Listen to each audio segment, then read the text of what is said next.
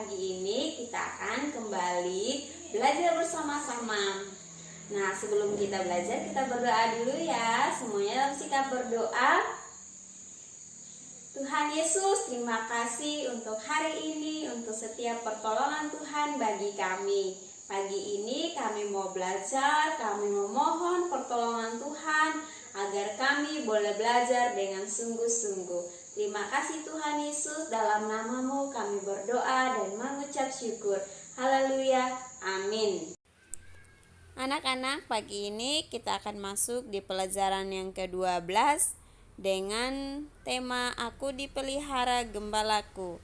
Anak-anak bisa membaca dalam Mazmur 23 ayat 1, Keluaran 23 ayat 25, Kejadian 12 ayat 1 sampai 3.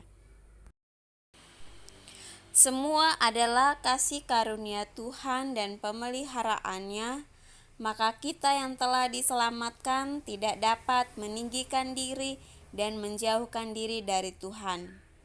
Kasih karunia Tuhan telah membuat kita yang tadinya jauh dari Tuhan menjadi dekat kepada Tuhan. Ada 3 hal sederhana yang bisa kita lakukan sebagai anak-anak Tuhan. 3 hal itu adalah mendengar suara Tuhan, taat beribadah, menjadi berkat bagi orang lain. Anak-anak, kita akan melihat poin yang pertama, yaitu mendengar suara Tuhan. Takkan kekurangan aku, dalam Mazmur 23 ayat 1. Berarti kita dipelihara oleh Tuhan. Ini adalah kesaksian Daud, si pemazmur. Ia mengatakan bahwa hidupnya terjamin selalu. Ia mengakui Allah sebagai gembalanya dan Daud menempatkan diri sebagai dombanya.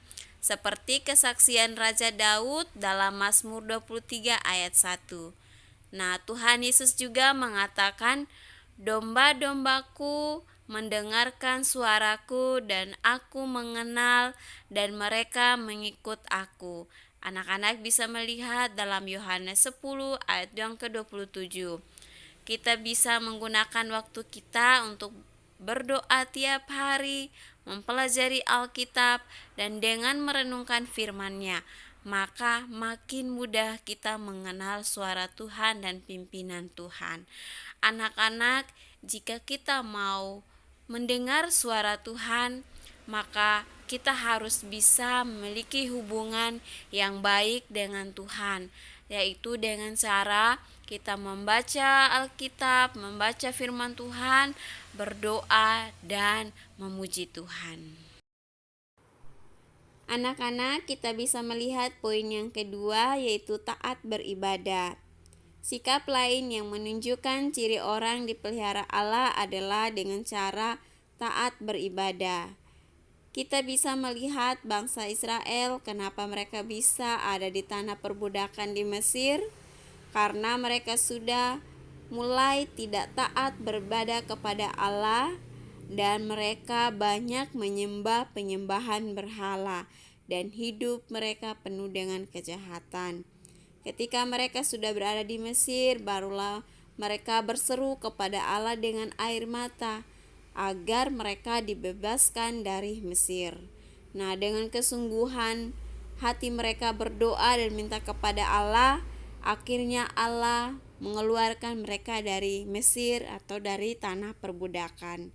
Dan dengan kejadian ini, bangsa Israel kembali memuji Tuhan, beribadah kepada Tuhan, dan mengabdikan hidup mereka kepada Tuhan. Kita belajar ya anak-anak, supaya dalam kehidupan kita selalu taat beribadah kepada Tuhan.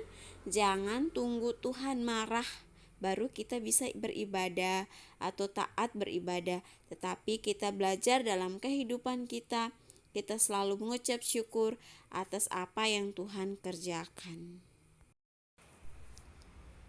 Anak-anak, kita melihat poin yang ketiga, yaitu menjadi berkat bagi orang lain.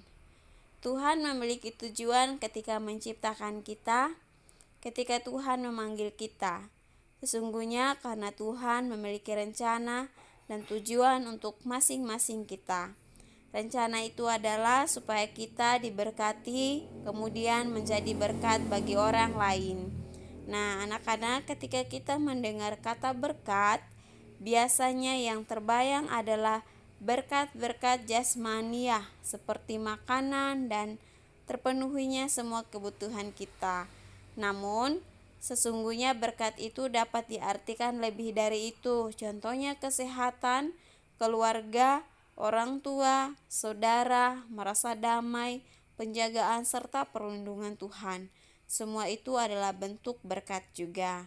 Dengan berkat yang kita alami dalam hidup kita, kita diharapkan untuk mau menyaksikannya bagi orang lain, menceritakan bagaimana pertolongan Tuhan bagi kehidupan kita. Hal tersebut juga kita sudah bisa menjadi berkat bagi orang lain, karena melalui kesaksian kita, orang lain dikuatkan dan diberkati.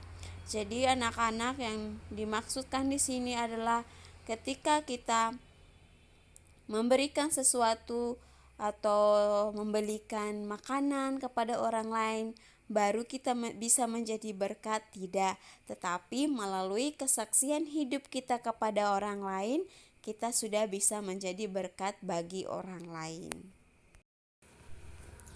Jadi anak-anak, Tuhan adalah gembala dan kita adalah domba-dombanya. Oleh sebab itu, kita harus bisa mengetahui apa yang gembala kita mau untuk kita lakukan. Yang gembala kita mau untuk kita lakukan sebagai dombanya adalah hidup sesuai dengan kehendaknya. Yaitu apa? Seperti yang kita sudah bahas tadi, mendengar suara Tuhan melalui membaca firman-Nya, berdoa dan memuji Tuhan. Kedua, taat beribadah, dan yang ketiga, menjadi berkat bagi orang lain. Itu adalah hal yang dikehendaki oleh Tuhan. Anak-anak, sampai di sini saja materi kita untuk hari ini. Tapi Miss Marlin kasih tugas, silakan anak-anak mengerjakan tugasnya. Kalau sudah selesai nanti kirim ke Miss Marlin ya. Tetap semangat, Tuhan Yesus memberkati. Nah anak-anak, kita sudah selesai belajar ya untuk hari ini. Bagaimana? Masih semangat? Semangat ya belajarnya. Nah, kita akan berdoa untuk mengucap syukur ya. Semuanya dalam sikap berdoa. Mari kita berdoa. Tuhan Yesus, terima kasih untuk hari ini. Kami sangat bersyukur karena kami sudah selesai belajar bersama-sama. Tuhan menolong kami semua, berikan kami kemampuan untuk mengingat semua yang kami sudah pelajari hari ini. Berkati Papa Mama yang selalu setia membimbing kami. Terima kasih Tuhan Yesus, dalam nama Tuhan Yesus kami berdoa dan mengucap syukur. Haleluya, amin.